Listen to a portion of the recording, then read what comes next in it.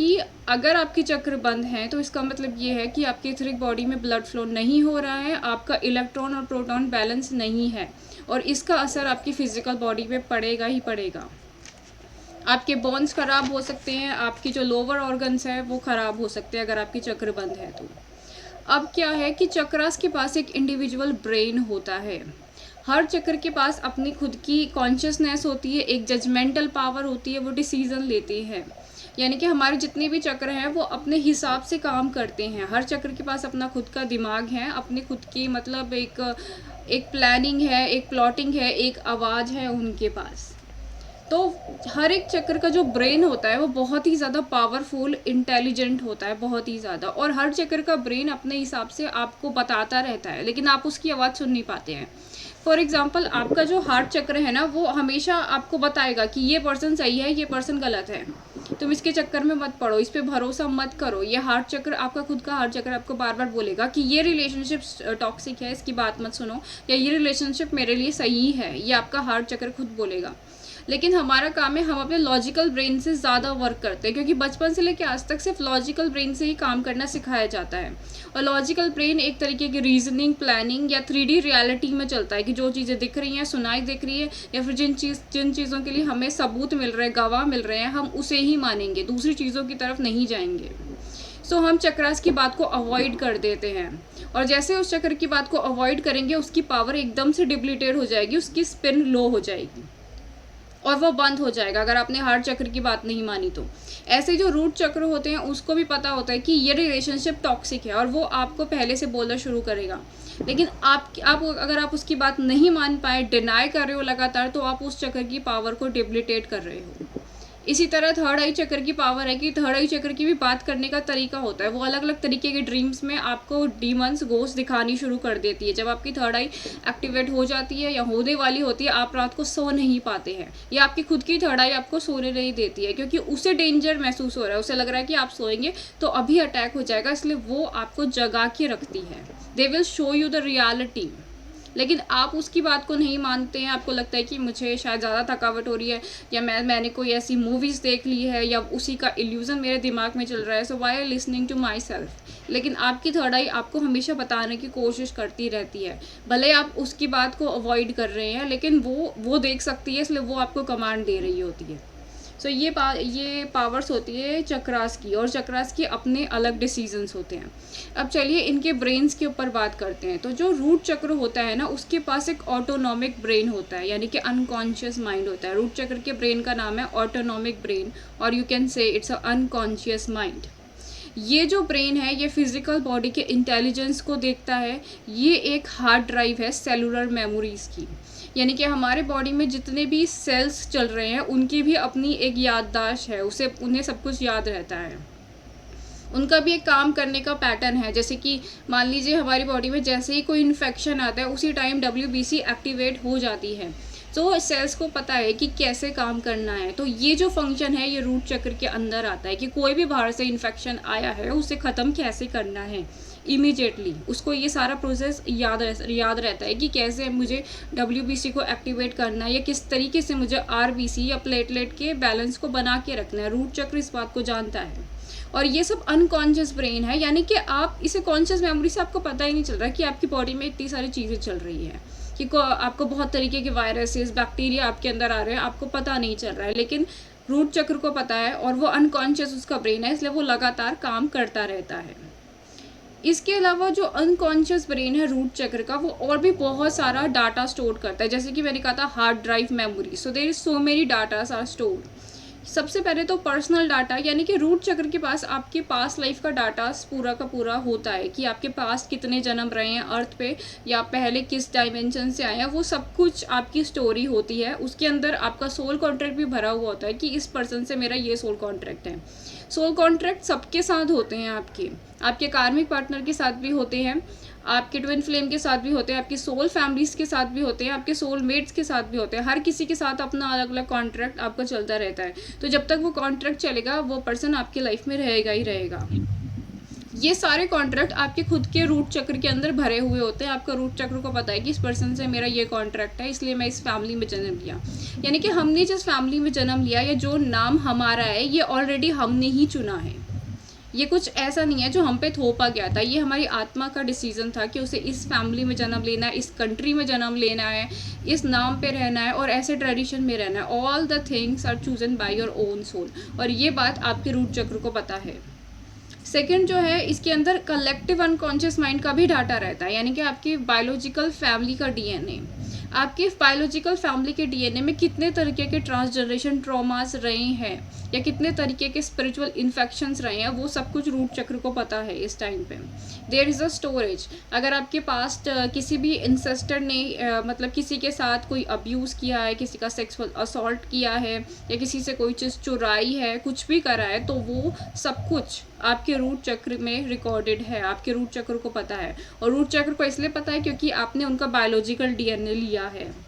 So root चक्र के अंदर ट्रांसजनरेशन ट्रॉमास होते हैं, इनहेरिटेंट कर्सेस होते हैं। ऐसे कर्सेस जो आपके खुद के कर्मा से नहीं होते, आपके एंसेस्टर्स के थ्रू आपके ऊपर आए हुए होते हैं, जिस कर्सेस के अंदर बहुत तरीके की बीमारियां भी आती हैं, जेनेटिकल डिसऑर्डर्स भी आती हैं।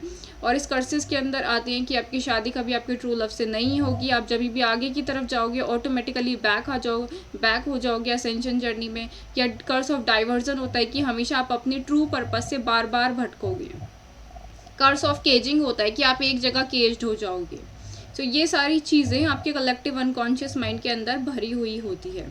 सो रूट चक्र के ब्रेन का नाम है ऑटोनॉमस ब्रेन, या फिर आप इसे अनकॉन्शियस ब्रेन कह सकते हैं। और ये पूरा का पूरा एक डाटा स्टोरेज है, हार्ड ड्राइव डाटा स्टोरेज है, जो आपके फिजिकल बॉडी के इम्यूनिटी को कंट्रोल करता है। इसका काम है कि सेल्स को कमांड देना, आरबीसी, डब्ल्यूबीसी, इन सबको कमांड देना फिजिकल बॉडी में, उनसे ठीक ठाक काम करवाते रहना। नेक्स्ट जो हमारा चक्र है वो है सैक्रल चक्र। सैक्रल चक्र का जो माइंड है उसे इंस्टिंक्चुअल माइंड कहते हैं या फिर सबकॉन्शियस माइंड कहते हैं। अब ये जो माइंड है ये आपकी इमोशनल बॉडी पे वर्क करता है, आपकी जो इमोशंस है उस पे वर्क करता है, यानी कि आपकी डिज़ायर, पैशन, क्रिएटिविटी, इन सब चीज़ों के ऊपर वर्क करता है। सैक्रल चक्र पूरी तरीके से लिंक्ड है सबकॉन्शियस माइंड पे। तो ये जो चक्र है इसके पास भी सारी रिकॉर्डिंग्स होती है, इसके पास सिर्फ फोटोग्राफिक मेमोरीज होती हैं। जितनी भी मेमोरीज ये अपने अंदर करता है वो एक फोटोग्राफिक है, वो एक विजुअल्स है। बचपन से लेके आज तक की सारी कहानी एक फोटोग्राफिक में चलेगी, एक के बाद एक फ़ोटो दिखाई जाएंगे या ऑडियोज़ दिखाई जाएंगे। इसके पास एम्ब्रियोनिक मेमोरीज होती हैं, यानी कि जिस टाइम पे आप एम्ब्रियो फेज़ में थे उस फेज़ की सारी मेमोरीज इस चक्र के पास होती है। और ये जो चक्र है ये बहुत, अगर किसी को भी मान लीजिए इनर चाइल्ड ट्रॉमा है आपको, कि बचपन में बहुत ज़्यादा ऐसे वॉयलेंट अटैक हुआ है पेरेंट्स की तरफ से, आपके पेरेंट्स ने आपको बहुत ज़्यादा तकलीफ़ दी है, मारा पीटा है, सुनाया है, कुछ ऐसे वर्ड्स बोले, तो आपके सैक्रल चक्र ने विजुअलाइज करके उसकी पूरी रिकॉर्ड की टेप रख रखी होगी। सो सारे आपके जितने भी इमोशनल इवेंट है जिसके अंदर आप इमोशनल हुए हैं, चाहे आप खुशी से इमोशनल हुए हैं, आप दर्द से इमोशनल हुए हैं, गुस्से से इमोशनल हुए हैं, वो सारे के सारे रिकॉर्ड्स सैक्रल चक्र के ब्रेन में होंगे। और उन पास्ट के रिकॉर्ड के अकॉर्डिंग ही वो अगला नेक्स्ट एक्शन करता है सैक्रल चक्र। तो सैक्रल चक्र बहुत ज़्यादा इम्पॉर्टेंट चक्र है। सैक्रल चक्र के अंदर एक बहुत तरीके का खास इम्प्लांट लगा है जो बायोलॉजिकल डीएनए से आता है, जिसे एडिक्शन मैट्रिक्स कहते हैं। यानी कि ह्यूमन बायोलॉजिकल डीएनए से एक खास तरीके का पैरासाइट आता है। वो पैरासाइट एकदम टिक की तरह होता है, जैसे कि आपने डॉग्स के अंदर जो टिकल्स देखे हैं ना, जो उसके अंदर पड़ जाते हैं। सो इसी तरीके के पैरासाइट्स ना इस डीएनए के अंदर आते हैं। जो आपका बायोलॉजिकल डीएनए है उसके अंदर एक टिकल्स आने लग जाते हैं। ये जो टिकल्स होते हैं ना, ये सीधा आते के साथ ही ना सैक्रल चक्र के अंदर घुस जाते हैं और सैक्रल चक्र को पूरा का पूरा इन्फेक्टेड कर देते हैं। पूरे के पूरे उसकी ये टिकल्स बने ही इस तरीके से कि सैक्रल चक्र के अंदर चले जाएं। अब ये जो टिकल्स होती है ना, ये पूरे के पूरे सैक्रल चक्र को इन्फेक्टेड करते हैं, यानी कि आपकी जो सेकंड बॉडी है, इमोशनल बॉडी, वो पूरी की पूरी इन्फेक्टेड हो जाती है। यानी कि बचपन से ही आपके अंदर अपने आप ही इमोशनल कोडिपेंडेंसी आने लग जाती है, एडिक्शंस आने लग जाती हैं, आप प्यार के लिए नीडी होने लग जाते हैं, आप अकेले रह नहीं पाते हैं, आपको ज़रूरत महसूस होती है दूसरों की, या फिर आप बहुत ज़्यादा डे ड्रीमिंग करने लग जाते हैं। बचपन से ही बहुत ज़्यादा फैंटेसीज ले रहे हैं, डे ड्रीमिंग कर रहे हैं। सो ये सब इसलिए होता है क्योंकि आपके अंदर ये एडिक्शन आ चुका है, और ये एडिक्शन ये सारे इंसानों के अंदर होता है। इसके अलावा ये जो चक्र है, एक एडिक्शन पैरासाइट के अलावा एक और भी खतरनाक एडिक्शन होता है, जिससे कहते हैं एंसेस्टर ब्लड लाइन के थ्रू ही आता है, और ये एक स्पिरिट स्पाउस होता है, जो भी सैक्रल चक्र के अंदर ही आके मतलब एंटर कर जाता है, सैक्रल चक्र में घुस जाता है। यानी कि अगर आपकी मदर या फादर को स्पिरिट स्पाउस अटैचमेंट है, डिमोनिक हस्बैंड या वाइफ है उनके लोअर एस्ट्रल प्लेन में, जो कंटिन्यूसली उनका एस्ट्रल रेप कर रहे हैं या कंटिन्यूसली उनके बॉडी को कब्जा कर रहे हैं, अगर किसी फीमेल को स्पिरिट स्पाउस अटैचमेंट है, तो वो स्पिरिट स्पाउस क्या करता है कि जब वो फीमेल प्रेग्नेंट हो जाती है तो उसके अगले वाले बच्चे के अंदर आ जाता है, तो वो सैक्रल चक्र के अंदर आ जाता है।